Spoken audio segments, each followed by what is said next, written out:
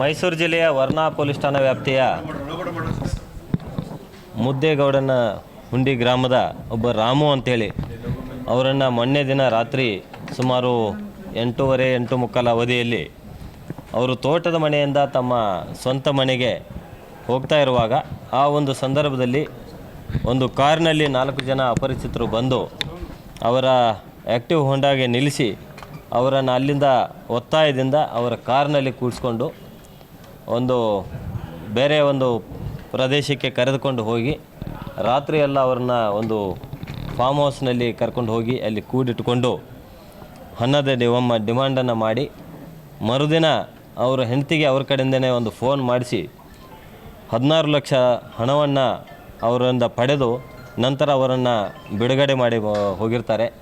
ಇದಕ್ಕೆ ಸಂಬಂಧಪಟ್ಟಂತೆ ಈಗಾಗಲೇ ನಾವು ವರ್ಣಾ ಪೊಲೀಸ್ ಠಾಣೆಯಲ್ಲಿ ಒಂದು ಕಿಡ್ನ್ಯಾಪಿಂಗ್ ಫಾರ್ ರ್ಯಾನ್ಸಮ್ ಮತ್ತು ಎಕ್ಸ್ಟಾರ್ಷನ್ ಮತ್ತು ರಾಬ್ರಿ ಈ ಒಂದು ಕಲಂಗಳ ಅಡಿಯಲ್ಲಿ ಒಂದು ಪ್ರಕರಣವನ್ನು ನಾವು ದಾಖಲು ಮಾಡಿದ್ದೀವಿ.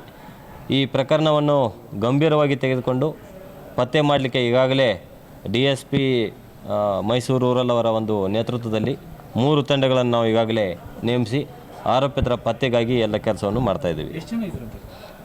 ಈ ಒಂದು ಪ್ರಕರಣದಲ್ಲಿ ಆ ಕಾರ್ನಲ್ಲಿ 4 ಜನ ಇದ್ದರು. ಅವ್ರನ್ನ ಕಿಡ್ನ್ಯಾಪ್ ಮಾಡುವ ಒಂದು ವೇಳೆಯಲ್ಲಿ ಅದಾದ ನಂತರ ಒಬ್ಬ ಬಂದು ಹಣವನ್ನು ಸ್ವೀಕರಿಸಿದ್ದಾನೆ.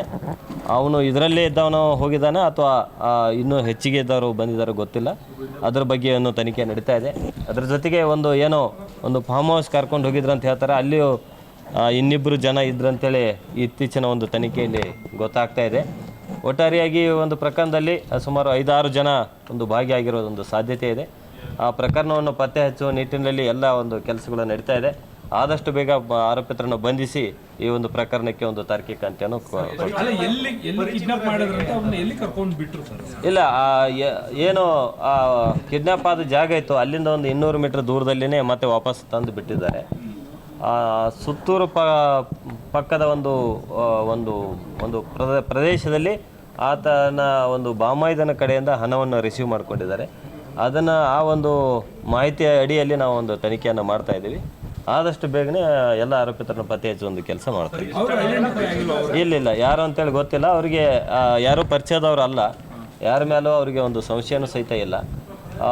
ಬಟ್ ಒಂದೇನಂತಂದರೆ ಅವರು ಸಣ್ಣ ಪುಟ್ಟ ಒಂದು ಗುತ್ತಿಗೆ ಕೆಲಸವನ್ನು ಮಾಡ್ಕೊಂಡಿದ್ರು. ಅವ್ರ ಕಡೆ ಹಣ ಇದೆ ಅಂತೇಳಿ ಗೊತ್ತಿದ್ದೇನೆ ಮತ್ತು ಅವರ ಫಾರ್ಮ್ ಹೌಸ್ ಅಲ್ಲೇ ಇದೆ, ತೋಟದ ಮನೆ, ಅದನ್ನೆಲ್ಲ ಗೊತ್ತಿದ್ದವರೇ ಮಾಡಿದ ಒಂದು ಮಾಹಿತಿ ಗೊತ್ತಾಗ್ತಾ ಇದೆ.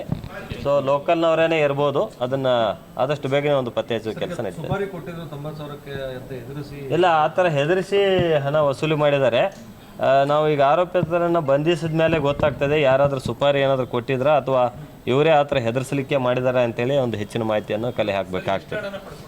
ಒಟ್ಟು 16 ಲಕ್ಷ ಹಣ ಪಡೆದುಕೊಂಡಿದ್ದಾರೆ. ಅವ್ರ ಕಡೆ ಒಂದು 30 ಗ್ರಾಮ್ದಷ್ಟು ಚಿನ್ನದ ಆಭರಣ ಏನಿತ್ತು ಅದನ್ನು ಸಹಿತ ತಗೊಂಡು ಹೋಗಿದ್ದಾರೆ. ಇಲ್ಲ ಏನು ಗೊತ್ತಾಗಿಲ್ಲ. ಒಂದು ಕಾರನ್ನು ಬಳಸಿದ್ದಾರೆ ಅಂತೇಳಿ ಗೊತ್ತಿದೆ ಮತ್ತು ಮೊಬೈಲನ್ನು ಇವ್ರದ್ದೇ ಒಂದು ಮೊಬೈಲ್ ತೆಗೆದುಕೊಂಡು ಇವರ ಪತ್ನಿಗೆ ಮತ್ತು ಆ ಒಂದು ಹಣ ಸ್ವೀಕರಿಸುವ ಸಮಯದಲ್ಲಿ ಸಹಿತ ಇವ್ರ ಮೊಬೈಲನ್ನು ಬಳಸಿದ್ದಾರೆ. ಸೊ ಹೀಗಾಗಿ ಬಳಸಿದ್ರು ಸಹಿತ ಬೇರೆ ಒಂದು ಮೊಬೈಲ್ ಮೂಲಕ ಆ ಒಂದು ಪ್ರದೇಶದಲ್ಲಿ ಕಾಂಟ್ಯಾಕ್ಟ್ ಮಾಡುವ ಸಾಧ್ಯತೆ ಇದೆ.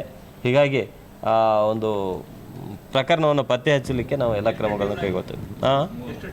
3 ಟೀಮ್ ಮಾಡಿದ್ವಿ.